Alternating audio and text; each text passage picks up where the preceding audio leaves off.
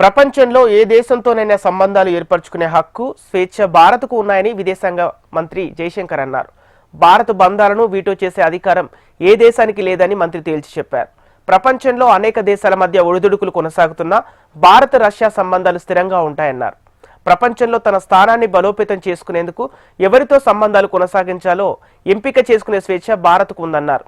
గడిచిన 50 ఏళ్లలో ప్రపంచం ఎన్నో క్లిష్ట పరిస్థితులను ఎదుర్కొన్నా భారత రష్యా బంధం మధ్య స్థిరంగా కొనసాగుతుందన్నారు. I think it's important to go back to how it began. The BRICS started in an era where Western dominance was very strong. The premier gathering of the world was the G7, and you had a number of significant powers in the world who felt that, well, they were not part of the G7, but maybe they also brought value to the table by sitting and discussing with others. So in a sense, you had a collection of these countries. It was originally 4. South Africa joined later. If you look at it, it's a very interesting group because it's geographically as disparate as it can be. Yet it is bound by the fact that these discussions we've had over a decade and a half have been very useful for all of us. Now, like any product, you test it in the market at some point.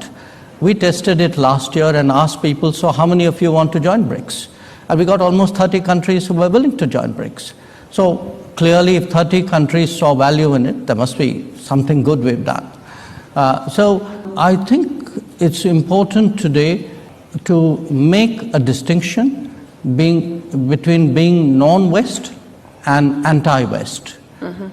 I would certainly characterize India as a country which is non-West, but which has an extremely strong relationship with Western countries, getting better by the day. Everybody else necessarily in that grouping might qualify for that description.